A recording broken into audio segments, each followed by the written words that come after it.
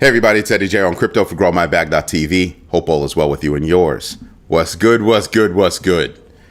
So tonight's question, it's a poll question, but it's kind of a deep question. And I really wanted to get people's opinions about it because I want to understand where your head is at with regard to this topic. What do you actually, let me say it again. Do you think there should be a will function for digital inheritance? Okay. Yes, no. What is that? Other. And we'll have a deeper conversation about that in a little while. But do you think there should be a will function for digital inheritance? That's tonight's question. Okay. Now, let's dig in. Some young man decided he was going to start the show today by chewing me out, telling me he's tired of hearing about bad news. I can only deliver what's out there, and then I give you my opinion about it. I give you good news. I give you bad news. I give you news, right? And then I share with you my opinion about each piece of news.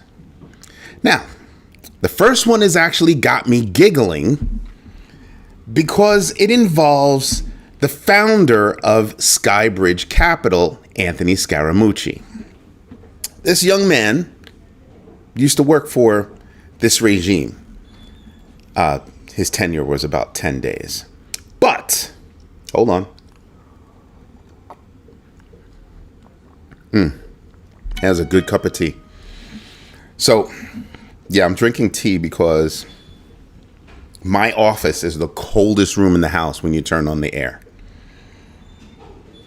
Just saying. Frozen tundra up in here. Anthony Scaramucci went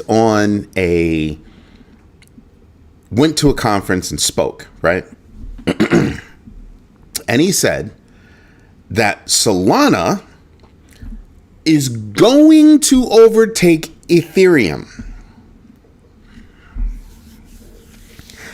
Mr. Scaramucci, if you're out there and you're listening, I would love to sit down and have a conversation with you, the two of us, on camera. Not as a fight, but as two smart guys having differing opinions. I think that would be helpful. I think having a friendly debate, not an argument, a debate. Yes, I know the difference. Would be good because we both drag out of each other the true pearls of information that can help people actually understand why we think in those two ways. Just saying. Just saying. So if you're listening, drop me a note, send me some smoke signals, something. All right. And let's sit down and have a conversation about it. I'd love that. Anyway, I'm looking at, I went into this the other day, which is why I found this article to be, his statements to be not funny, but interesting. Anthony Scaramucci is a really smart guy. I might not agree with everything that he says, things like that, but he's a really smart guy. I can absolutely agree to that. Okay. But the idea that, hey, Rick Ritchie, thank you for letting me know that you invested in yourself. Greatly appreciate it. At least you didn't come on and just choose violence like somebody else. I am. But I'm looking at Solana and I'm looking at Ethereum. And then off to the side, I'm looking at Cardano. If Solana does not overtake Ethereum before Cardano overtakes Solana, it'll never happen. First of all, I don't think it'll happen anyway. And people are probably sitting there going, why, Eddie? Why? Again, network gremlins. I'm waiting to see, what are you doing with those network gremlins? Have you solved the problem? Oh, yeah. And then there's this thing called decentralization.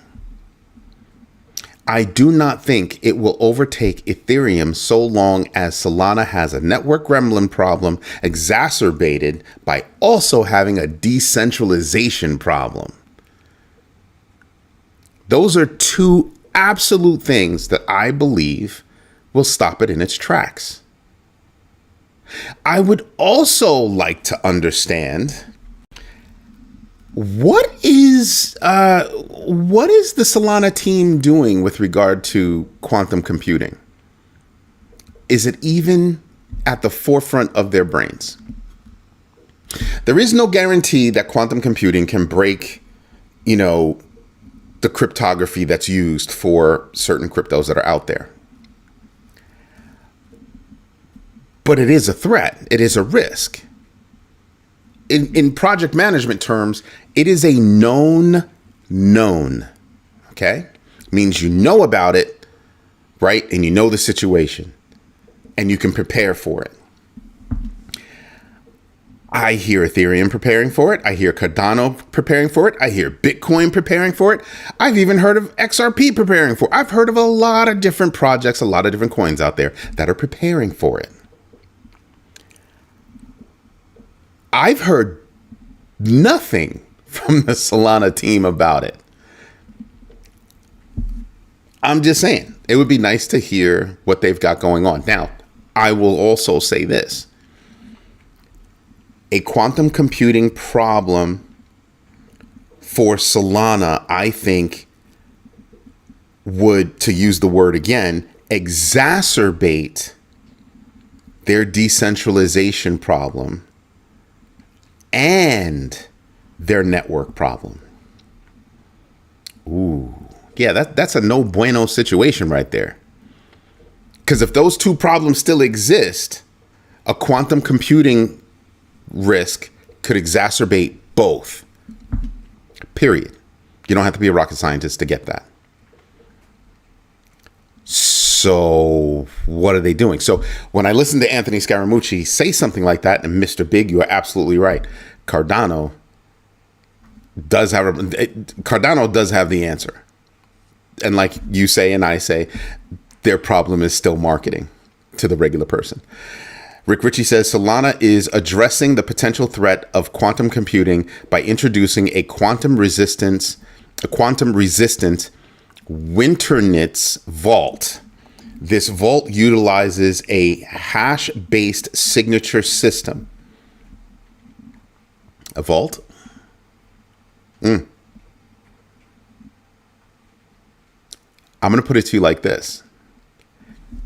That would be a great press release. Thank you for sharing, by the way. That would be a great press release. Except for one thing. You're not going to be able to convince me that you have a handle on that risk management of quantum computing when you have not convinced me. I'm laughing because if you read the comments, Mr. Big is choosing violence tonight. Go in the corner, young man. But you're not going to be able to convince me that you're attacking one massive risk that's in front of you when you haven't demonstrated to me the two risks that are with you right now. Winternitz. Really? Okay. All right. All right there. That's a cute name. I actually thought when I saw the name, I actually immediately in my head, Wiener Schnitzel. I don't know why. It just popped in my head. So really, I'm trying to understand, how are you going to try to talk to me about some big mathematical problem and you've got two mathematical problems that you're already not dealing with and proving to the public that you've mastered? Oh, yeah, mind you, let's not forget about the congestion problem that they have, because the congestion problem is not a congestion problem.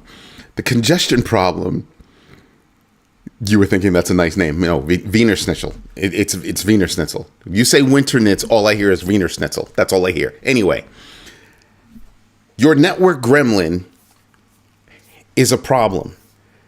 It's a math problem. Your decentralization problem is a problem. It's a math problem. But luckily, it's one thing. But your network problem could be two things. Is two things, right? One is you're dropping packets all over the place, or you're dropping transactions all over the place.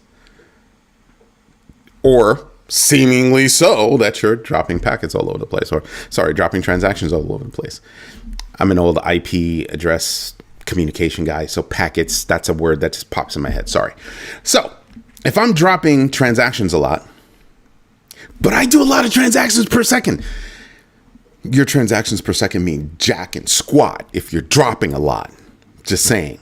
That was a cute rhyme. Didn't mean to rhyme, but that was nice. Anyway, that's a math problem. What is quantum computing? Math. Physics. It's quantum mathematics, right? So I'm not a mathematician, but you're not proving to me that you can handle two locally visual math problems right now. So I'm not feeling that. Guys, take that conversation to the place where you actually have the space to do it. This is not the place to discuss that stuff. You have a space. Go do that over there. Because I don't want anybody getting used to copy trading or anything else. That's big bagger stuff. Oh yeah, Mr. Big, go check Big Baggers. You mentioned something and I put up a link to what I think you were talking about. Nothing to be sorry about. I know what you're talking about. It's all good. The idea that Anthony Scaramucci thinks that Ethereum would fall to the likes of Solana cracks me up. If you're not paying attention to those things, that statement cracks me up. And I don't think he was saying it to be funny. I think he was saying it to be serious. There is institutional adoption for Solana. Or let me rephrase. There's institutional investment in Solana. I don't know that there's a deep level of implementation of Solana. Because I can't imagine the idea of having real-time transactions or important transactions relying on a platform that has two problems right now that they have yet to tell the public they fixed. And it was only like, what, a month and a half ago, that they implemented a fix across 70% of their network.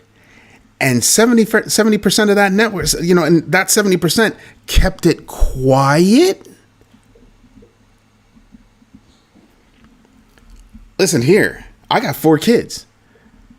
That's like saying I'm going to get 3 of my kids to do something, and the 4th one is like, what? Listen, I just don't understand that. I don't understand that thinking. I have a problem with it. So yeah, I'm open for a debate about that. Maybe he's in something and knows something more than I do. I'm more than happy to discuss it. Rick Ritchie knew about winter knits or Wiener Schnitzel. I'm just saying, woo. So yeah, I'm looking at that and I'm just going, Anthony, Mr. Scaramucci, because I don't know him like that. Mr. Scaramucci, I would love to have a conversation with you, and either we will agree to disagree, or one of us will win over the other one. Let's have that talk, young man. Let's have that talk. Because, wow, that's a big statement. And it's not the first time he's made it. It's a big statement, right? Aloha, 8 Paws. What's going on? Thank you for letting me know that you are investing in yourself now. This tea is for you.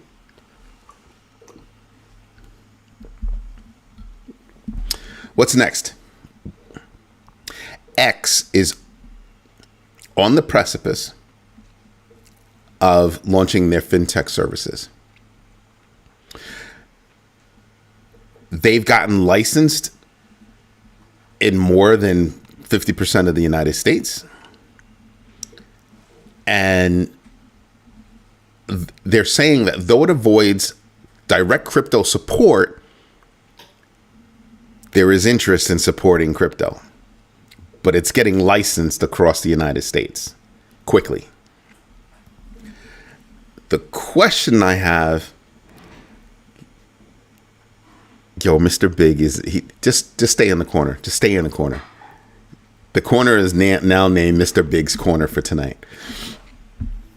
So, because he's cracking me up. So I'm just looking at this whole X thing, and I'm like, this is very interesting. It's very interesting. Now, I'm going to put this out there, and I hope nobody gets upset at me.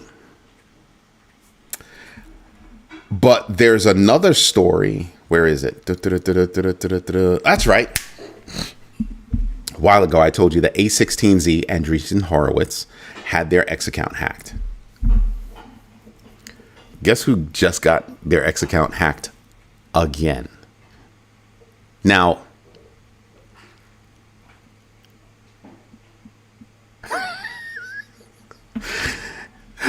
Eight Paws is trying to join Mr. Big in the corner. You guys are hilarious. Stop making me laugh. So, A16Z's X account was hacked again.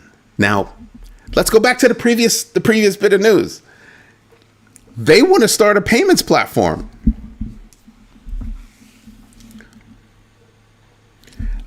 I'm supposed to trust you with my value, and you can't secure your platform? Yeah.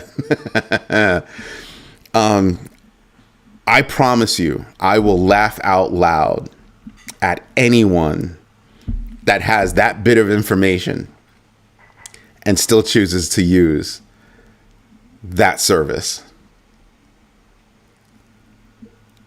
I'm just saying, you are going to trust that company who can't secure their platform with the transmission of your money, of your value.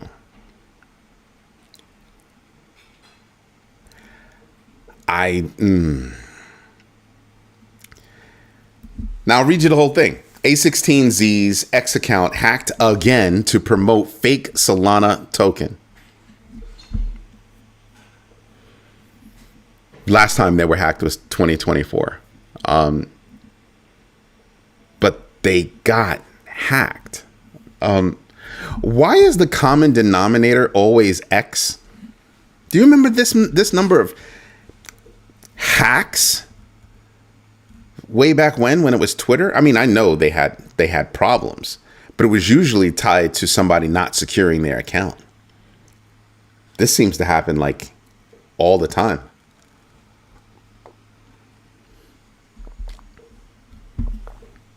I don't know. Maybe it's me, but it's not.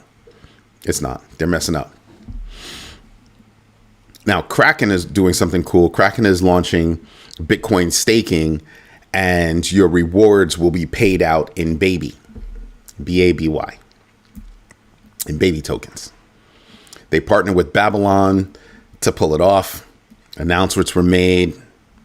Okay. Yeah, nah, I'm good off that.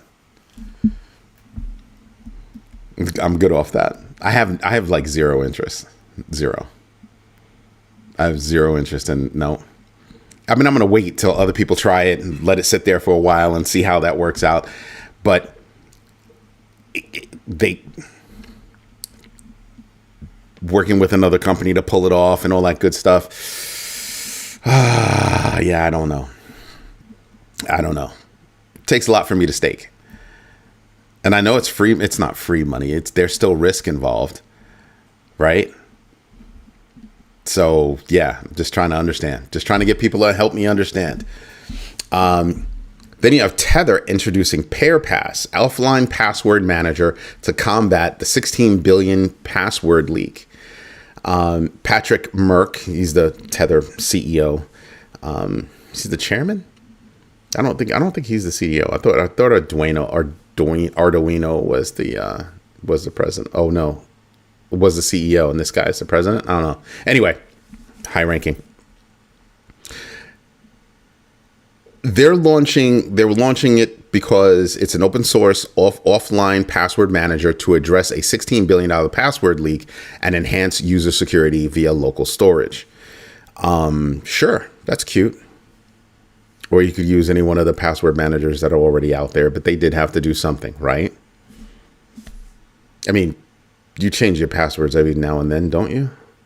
Isn't that what I've been saying? You should do that. That's like normal stuff. Normal stuff. There are a lot of people out there. Let me put it like this. I told you about those hacks. 184 million record database that was left on the internet, wide open for all to see, all to get their hands on. So there was that one, and that one had information from like Google, Microsoft, Netflix, Apple, others. Maybe not Microsoft, but it had all those big boys, right? And then you had a couple of hacks from healthcare companies, and you had other hacks besides that, right? You've had breaches at banks, and you put all that together, and there's got to be some kind of overlap. There has to be. And even if there wasn't, you mean to tell me that you hear about all these hacks and you don't immediately go out, even if you weren't involved, and you don't go out and change your passwords? Yeah. Okay. Alrighty. Just saying. Get on it. I do like the fact that they're trying to respond and try to do something good. I'm cool with that. Then we come across the Trump family reducing their stake in World Liberty Financial amid regulatory scrutiny. They reduced it from 60% to 40%. Why do you think that happened? It sounds like they were taking some profit. I mean, does it not sound like that to you? It sounds like that to me. It doesn't sound like reducing stake. It sounds like taking profit. See how that spins differently? How that sounds different? Yeah, nah. You still have 40%. Why is that? I'm just saying. And who controls the other 60%? Just wondering. And in South Korea is planning a Bitcoin ETF. And you have other countries looking at what the United States wants to do with the Genius Act, because that's the new regime's preferred bill, is the Genius Act. So yeah, looking at all that. And you have another medical company, Prenetics, buying $20 million worth of Bitcoin. And the whole idea is that, oh no, I'm sorry, it's not a company. Prenetics is the neobank. Sorry, my bad. Because there was a medical company that had flipped and bought some money. I mean, bought some Bitcoin. But this one it's a neobank. It's a $4 billion neobank purchasing $20 million, and they plan on launching their own stablecoin. It's not that they bought Bitcoin. It's that they plan on launching their own stablecoin. That's what I pay attention to. Right? Buying Bitcoin makes sense. When you're a bank like that, makes sense. Gonna launch your own stablecoin as a neobank? Maybe get there before the other banks?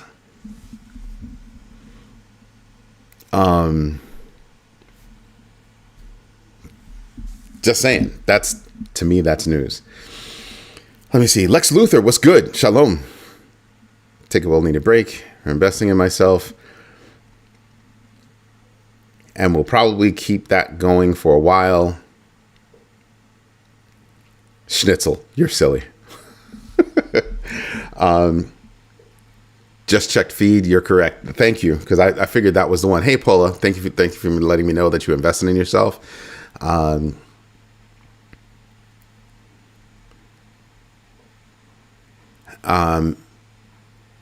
the market cap being far less than total value locked.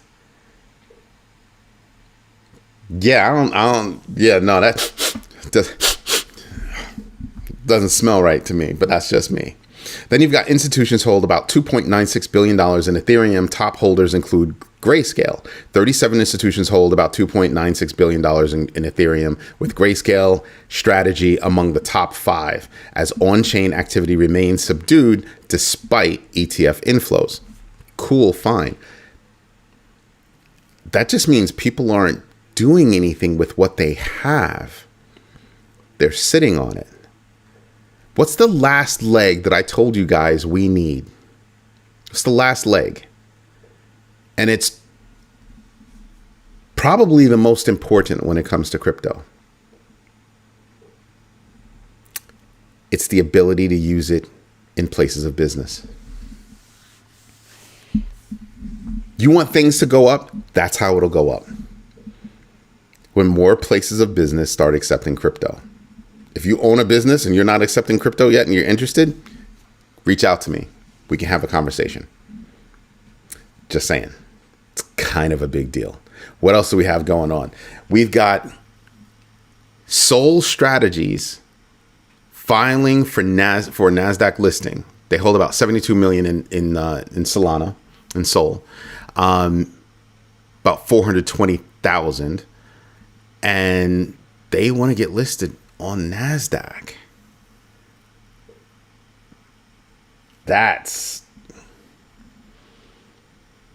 And because look at this, they're aiming to leverage its validator operations and $500 million convertible note facility. That right there would seem like good news. It is good news. But it's not the kind of news that's actually going to move Solana just yet. Maybe when they get listed, that kind of stuff. But it doesn't mean that that traffic happens on the platform. That traffic happens via stock. I heard somebody talk about the value of a stablecoin going up, and I sat there and I almost lost it. I almost lost it because I'm like, it's a stablecoin. It's pegged to the fiat that it's pegged to. What do you mean the value of it is going up? What you meant to say is the market cap is going up. Excuse me. So yeah, that I can believe. But you're talking about the value? No. Sometimes it's not what you say. It's how you say it. It's my mother used to tell me.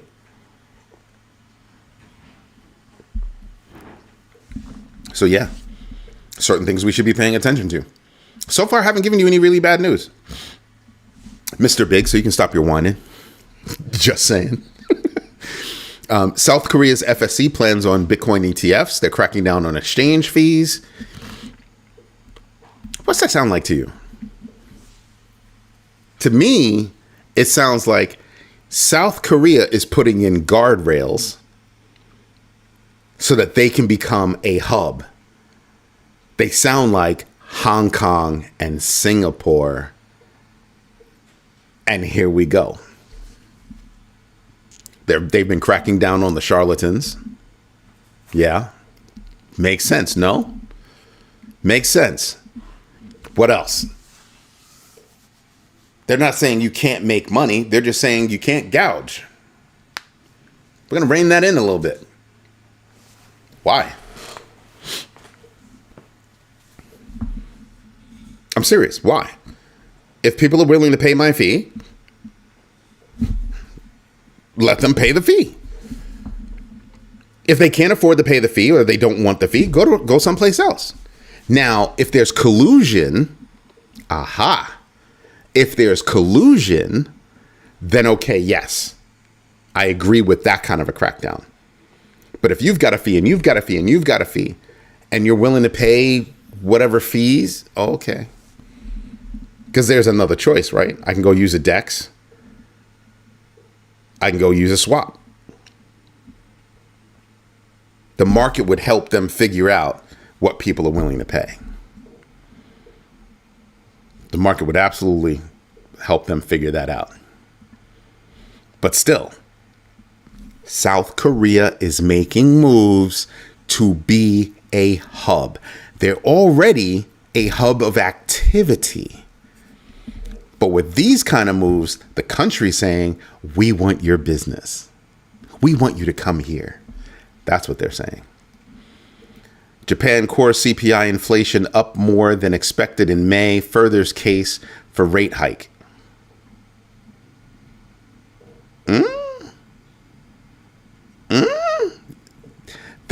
Japan's problem is bigger than just their consumer price index. I think that Japan has much larger problems. All of the countries have larger problems. Japan has a real estate problem because a lot of the youngins are leaving, the suburbs and rural areas to go to cities. And when those cities get overpacked, they're leaving the country. Yeah. Go look it up. There's some serious stuff going on in Japan. There's some serious stuff going. Same thing is happening all over the world. These kids want to live a different life.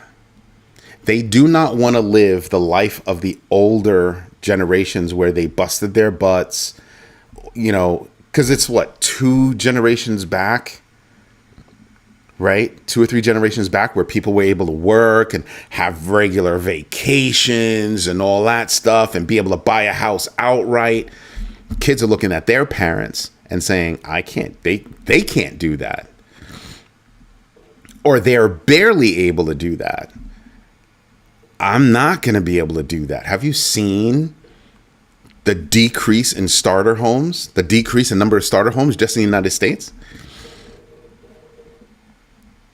You've got countries that are literally telling people from around the world, listen, come here with your money and you can have this house.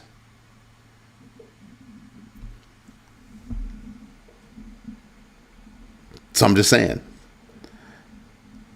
So yeah, I'm paying attention to that kind of stuff. I really, really am. All right. Then we've got Revolut aims to launch stablecoin to challenge Tether. Ha ha ha ha ha. Revolut valued at $48 billion. They're not challenging Tether.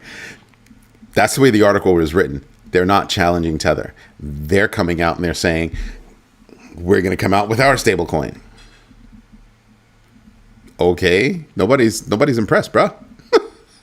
Nobody's impressed. Everybody and their mama is trying to come out with a stablecoin. You think that's impressive? I mean, you want a stablecoin? Literally, there are a couple of companies out there that you could go to them and you can be like, I want a stablecoin today. And they'll just go, boop, there's your stablecoin. Ripple, Paxos. Yeah. Boop, there's your stablecoin. Go away. Nobody's going to be impressed. I told you guys yesterday, if you want to have a stablecoin these days, you got to come with your own business. You have to come with business to make that stablecoin worthwhile. PayPal has business that they bring to the table. Who's that? Shopify has business that they bring to the table for a stablecoin. They're not playing. These companies are not playing. They could do it though.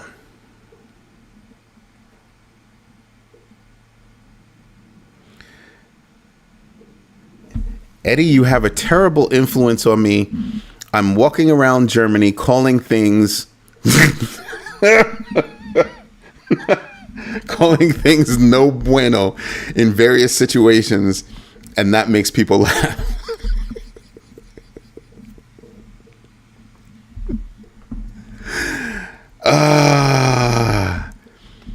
And now Mr. Big is telling me I deserve a middle finger. I didn't do anything wrong. I haven't done anything wrong. Have I? Nah. Love a good cup of tea. So we've got all that going on. Then you've got U.S. Bank. Now this, I wish Rutanik was here already. Because this is like up his alley. U.S. Bank says foreign exporters shift away from U.S. dollar to euros, yuan, and pesos.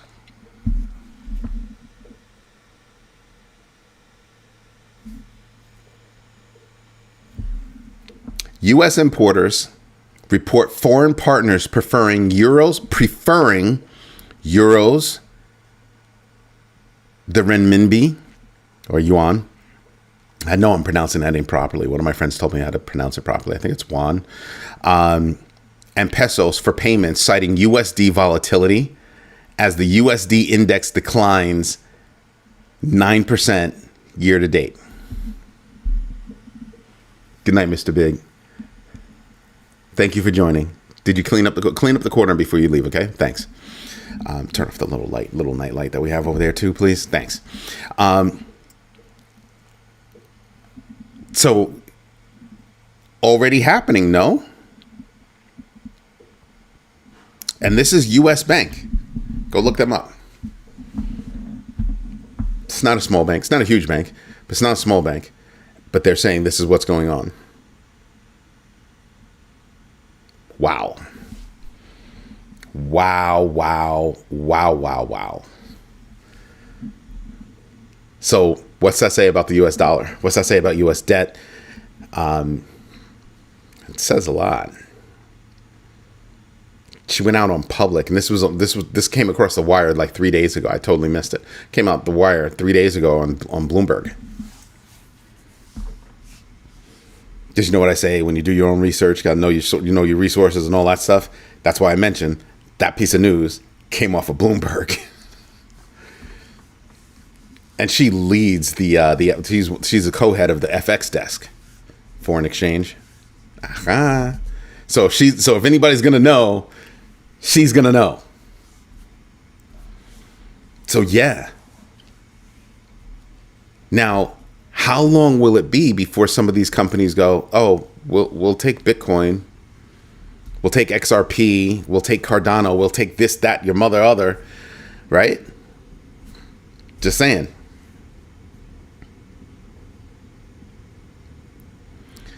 When you mentioned it about a month ago, you might have been after when Hutanic mentioned that we were moving a fleet over into the region. Yeah. But I did not get into oil. I got into other stuff. Now, you want to hear something that's really funny?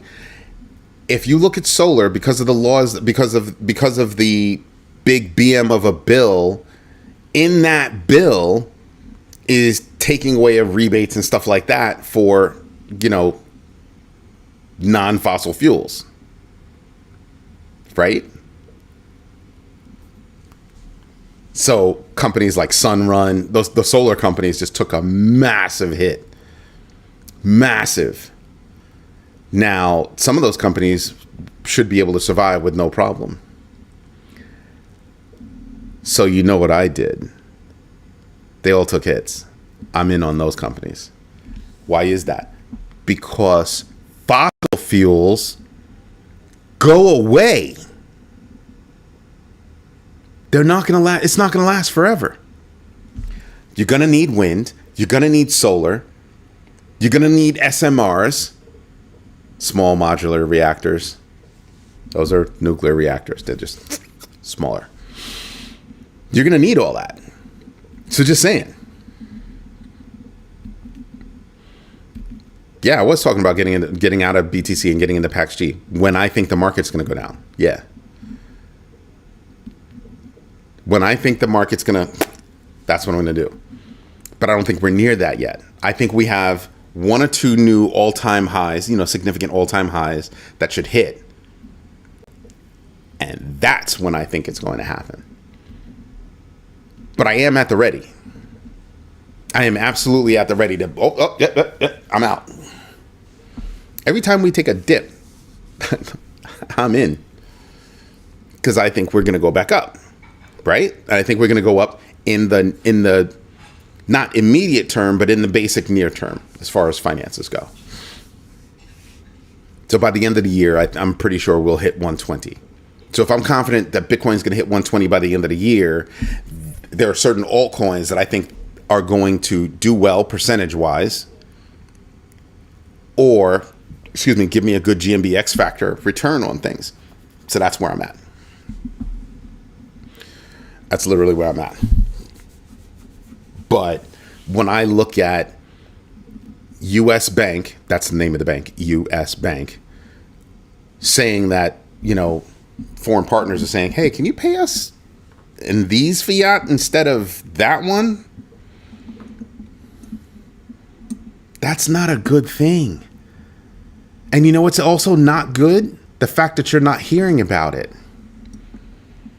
What's scary? I didn't have my news inside Bloomberg, but this came out of Bloomberg 3 days ago. Monday. She was interviewed and she said, yeah, this is what they're asking for. She knows because she's in on the deals. Woohoo! So I am paying attention to that particular piece. It's scary to think of.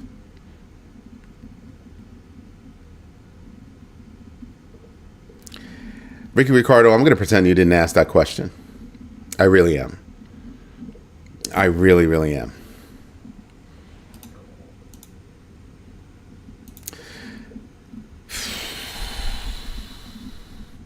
Was that your first comment?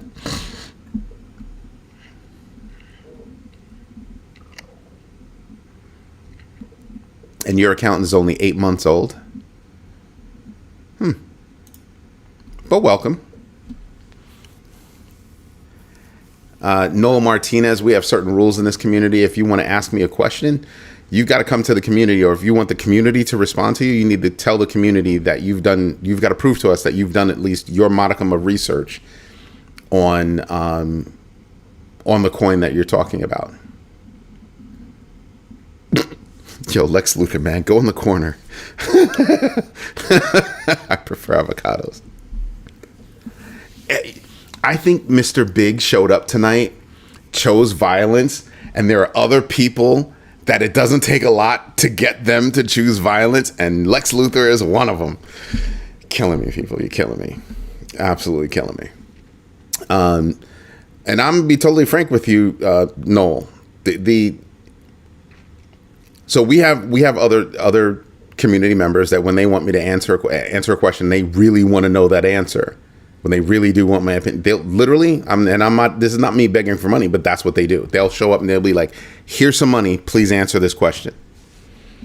But yeah, and beyond that, you need to be able to tell us, well, what's its market cap? What do they do? Just certain information that shows us that you've actually done research on that coin and not just blindly asking, because it comes off like a shill. So that's why we have those rules.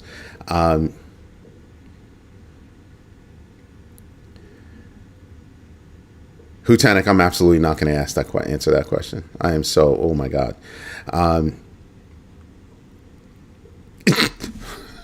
You still on that? You still on that? No bueno. They're going to kick you out of Germany. They're going to definitely kick you out of Germany. Tonight's question was, do you think there should be a will function for digital inheritance? 13 votes so far. 62% say yes. 8% says no. 23% says, what is that? 8% said other. And if you said other, please put it down in the comments because I need to understand your other. Anywho, Binance founder CZ calls for crypto platforms to implement inheritance features, with Binance launching emergency contacts and beneficiaries addressing the $1 billion lost in assets annually. Let that wash over you for a minute. You're holding assets on a platform and you pass away. Who gets those assets? How do they prove that they're the beneficiary? Those assets would just sit there. Think of them as being burned if you didn't give anybody the keys or anything else. Think of them as being burned. You left your family nothing. You left your heirs nothing. Unless you were smart enough to say, hey, here are the keys. You know what I mean? You put it in the will. If that, this, car, fat, dog, rat, just here's... Here's how you handed it over. Centralized exchanges can do it, but smart contracts may not be ready. Possibly. Yeah, but you'd still be able to say, I want the money to go to. You don't have to have kids to have that clause. Ham's house. What's up? Trust fund. But you would still need to be able to, so that would mean that your trust fund is in control. Your trust fund has the keys in control of that wallet. But then you'd still have that problem of making sure that your trust fund is set up properly to be dispersed amongst your heirs or whoever it is that you want to give it to, or whatever institutions or entities would be the proper word to give it to. But in terms of this situation where you're dealing with an inheritance, what would you do? And they're saying, well, you can give custody or you can give access to your kids, but if they're under a certain age, pick an age, 1 to 50, whatever, they wouldn't be able to trade it, right? They wouldn't be able to do anything in it. I think the age that I think CZ was saying was like 13. Depends on, where you are, all that kind of stuff. I kind of like the idea that you could leverage something like that. But again, to me, for somebody like me, I have an issue with relying on some platform to, again, control my value. Because what does Eddie do?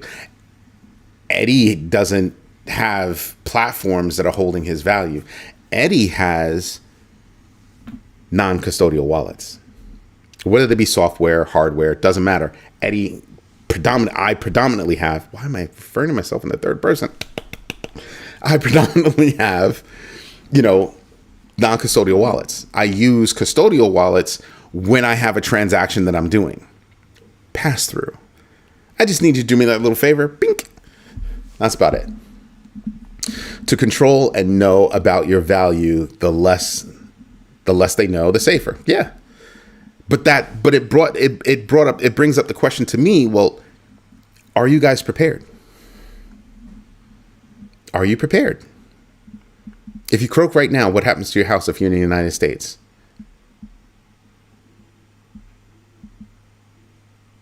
If you don't have a will, it goes to probate, right? It doesn't automatically go to your kids. It goes to probate. And that could linger like forever, years, because the government drags their butt. So what do they tell you to do? They tell you to move the ownership of your house to a trust. And then upon your death, that trust doles out to whoever it is that you want it to dole out to, or the control of that trust transfers to whoever it is that you say you want it to transfer to. Ta-da. Kind of a big deal. Kind of a big deal.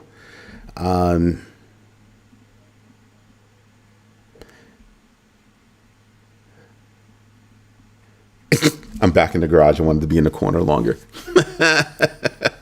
So you stepped out to get goodies and then you came back. Got it.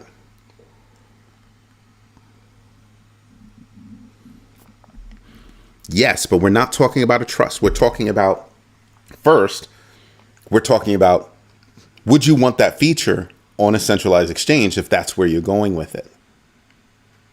Now, to your point, yes, I would rather have everything tied to trusts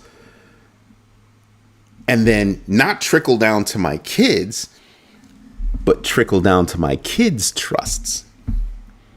Have that value next. I think there are books that are written on old school trusts, and this is how they built wealth. When you croaked, the insurance went into the trust. That trust dispersed amongst all the other trusts, and it just kept going from generation to generation to generation to generation. Yeah. So, are you prepared? Get yourself a good trust and wills attorney. Do research on trust and wills first before you talk to that attorney, and use some of that research to ask them your specifics about your situation and what they think you should do, what kind of trust, and where you should have your trust.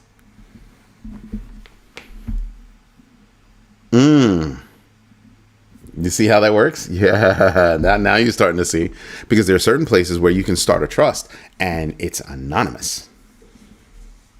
They protect who the beneficiaries are of those trusts, both in the United States and outside of the United States. You see where I'm going. Rick Ritchie, I don't even know what you mean by that. I don't even know what you mean by trust backed by BTC. I don't know what that means. Think about it. Think about it. You need to fund your trust in whatever thing that you have of value, your house, your cars, vintage cars, things that carry value. You have to fund your trust. But backed by BTC, there's nothing spectacular about that. And I don't think there's nothing about backing BTC. It's about that trust is holding BTC so that if something happens, this is what happens. BTC, gold, cash, name a thing of value. That's the way it would happen. You have a Picasso, just saying. So I understand, but I kind of don't understand. That's like saying have a trust backed by a Picasso. Yeah, possible. No, I don't trust they can track that. I don't want to be tracked. Again, go talk to a real attorney and go find out about where you can have trusts, where you can have vehicles akin to trusts, and where they can be, where they cannot track them. Just saying. Now they've tried to write laws that will, tell people, who has those trusts and all that other good stuff. You can open up trusts in other countries that nobody would know about. There's a lot of things that you can do to not have people understand who has what, when, why, where, how. There are people out there that drive cars. It's not their car. The trust is leasing that car for them. They're leasing that $400,000 car that they get to write off 100% of because they're using it for the business. You see, there are like so many different things that you can do that would give you tax advantages. Wrap that in the business, have the business owned by the trust, have that trust owned by an LLC, another trust, boom, boom, boom, boom. And there are lots of things that you can do. You have to say to yourself, well, what's the point of my trust? And then go talk to a trust and wills attorney about doing that kind of stuff. Get yourself a CPA, right? And get yourself, what are they called? A legal consultant about, I forgot what the title is. Financial attorneys. I'm missing the term, but you get it. So you have to understand what that means. Rick Ritchie, do me a favor, immediately delete that, because you're literally telling people somebody else's business. Immediately delete that, please. I would state it like not moving fast enough. Yeah, there you go. Because now you got it, right? Because you don't want to do that. You have to have the problem of making money first. No, you do not. You have to have the problem of you want somebody to get something and you don't want the government taking it. Some people own property, but they don't have money. Maybe the property is not even worth that much, but it's still theirs. It's what's important to you. What do you see value in that you believe whoever you want to give it to will also see value in, and you can protect that in a trust? Rick Ritchie, why don't you move that to Big Baggers and I'll go take a look and answer it over there. Right? But I would tell you to always notice how what I said, I always said, I know a lot about trust, but I'm not a trust and wills attorney. I'm not a CPA. I'm not a financial attorney that can go fight the fight for you. Right? And even if I was a CPA, I've given this lesson before. Even if you're a CPA,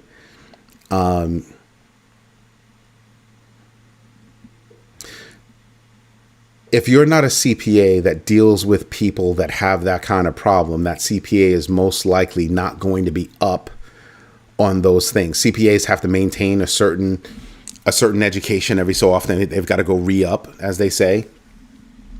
But some CPAs, if they don't have that, if you don't use those muscles kind of deteriorate. Same thing. So I would want to talk to a CPA, financial planner, trust and wills attorney that would absolutely be able to speak with me about how to understanding what my situation is and being able to set me up with the proper vehicles to handle my situation, right? Because maybe you've got money, but you don't own property. So you want to shield the money. Or maybe you own property and you want to shield the property. Maybe you own international property, or you have funds internationally and you want to do certain things. This is why you go talk to a trust and wills attorney, you go talk to your CPA, and you interview them. And I would tell you to absolutely go use whatever tools are available to you to do research on it first, so that when you have those initial conversations, you can actually have a fruitful conversation with those resources, and you would help you to better weigh them. And if I was doing it, what I would do is, when I'm done with my research, I'm going to create 5 to 10 questions that I would ask each one of them during that initial consultation, already knowing the answers. And I want to hear what they have to say and weigh each one of those answers and how we get along. Have you done this before? Blah, blah, blah, blah, blah, blah. Do you have clients that, can you share with me what clients you've worked with before that have done this, and that? Can you verify to me that you actually know what you're talking about? And by the way, how long you've been in business? What school did you graduate from? How long ago did you graduate from it? And do you keep yourself up to date with the new laws and regulations? Right? Certain questions that are just there that you should know. Right? A good executor of that trust. Sort of. Yes. The answer is yes, but sort of. Own nothing, control everything is the rule I go by. Own nothing, control everything. This is why you go get professionals in the space. Because you really don't want to own anything. You get into a car accident, you can go after their insurance. You can't go after anything else. You can go after their car insurance, because the car is owned by a business or leased by a business. The business has insurance, and that's it. There are ways that you can do things that make it just fine. Why do you think wealthy people just don't worry about things? They've got financial structures that protect them. And think about this. These structures are not just defensive. They can also be offensive, meaning they can make you money. I get to drive around a fancy car that my business leased. I get the immediate tax write-off, and I'm trading in that fancy car every year because I'm able to write it off. So let's just say it's $100,000 car. I mean, those with money would look at me and just laugh. But let's just say it's a $100,000 car, and company is leasing it, or a company buys it. Cool. They get to write off the whole $100,000 that first, and you have to talk to your accountant about all this stuff, but it's a general example. Excuse me. And they get to write off the whole thing. that first year, what do? They immediately trade it in and go get the next. Because what did they do? They got to, they're able to write off that $100,000. So that means they have another $100,000 that entity can earn and not have to pay taxes on. Slide it on in. Yeah. Depending on the structure that you have set up, you can protect yourself and you can make money. Sometimes you have different vehicles for different reasons. Go talk to your financial advisors. Go talk to your CPAs. Go talk to your attorneys. Go talk to those people and consult them first, so that you're doing everything within your situation. Just saying, it's a great idea. When great grandmom passed, we found thousands of dollars in the yard. Excuse me. I'm sure she forgot about it. But she told us, don't know if you understand. She was part of the Great Depression. Yeah, no, I totally understand. People didn't trust banks. People are beginning not to trust banks now. And they're trying to make sure that that doesn't happen, but they seem to be moving in the wrong direction. I mean, I think that we're about to just repeat 2008. But that's just me. That's how rednecks drive an F450 with 50-inch tires. They own a construction company. Yep.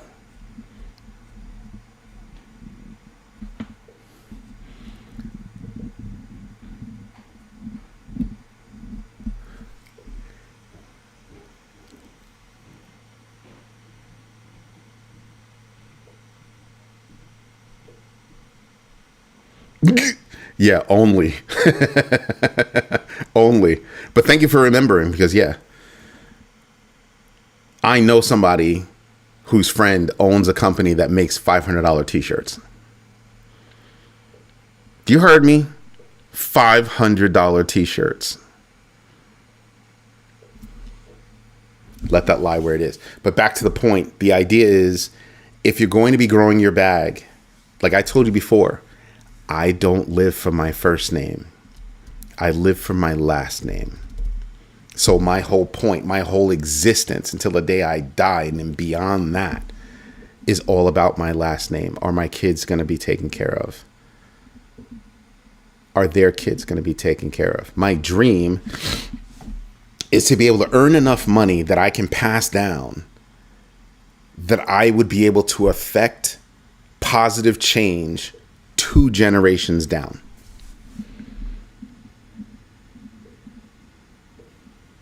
Sounds crazy, right?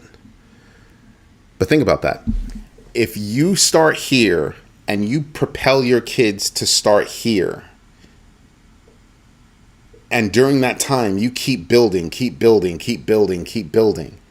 by the time you are able to give your last to your kids,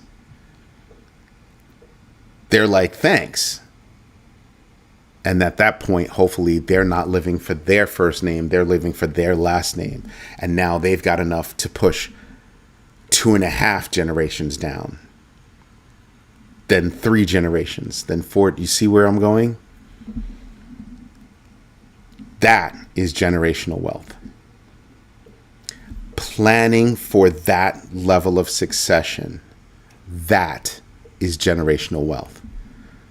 I will probably never sell the house that I'm in right now. Never. First of all, at least one of my kids will never let that happen. They buy it. That's not going to happen. But by not selling this house, what does it mean? It means that my kids always have a place to rest their head. So long as they're here, they're okay. Feel me? Get the house paid off. Everything's great. Just think about this. You have a house. It's all paid off. Everything's great. Trust is in control. So when you're done paying for the house, you are done paying for the house. You're not paying taxes anymore. On the house itself, you're just paying taxes. The kids have some place to stay. They have someplace to go in case hard times. You hope they don't have hard times, but they've got the house. Just saying. I'm thinking longer term. So that's why I asked the question tonight. Like, just, do you think there should be a will function for digital inheritance? We have 15 votes. 53% say yes. 7% said no. 13% said other. I saw the other responses, good responses, but you get the idea. And then 27% said, what is that? Fair. Hopefully you get it now. The idea is be prepared. You're growing your bags. And I told you all, have a reason. Have a reason. I've told you to define your enough. Right? I've told you to define your enough. And now I'm telling you to have a reason to grow your bag. Define enough. And if you're still growing your bag beyond enough, what's your reason? Is it just that you can? Okay, cool. No problem. You do you. That's the whole point. You do you. And then what are you doing beyond that? Just saying, what are you doing beyond that? So yeah, my last name, not my first name. Anyway, everybody, this is Eddie J on crypto for growmybag.tv. I hope you like what I'm doing. If you do me a favor, smash the likes. Tell your friends about this channel. I think that we have a great community here, and I think we're growing by leaps and bounds. I think that's what we're doing here. And we're learning even more. We're sharing even more. Anyway, everybody, thank you for your time. Thank you for your patience. And as always, thank you for your trust. I'll see you tomorrow morning, 6:30 a.m. for Crypto Daily. And my big baggers and everybody else, enjoy the rest of your night.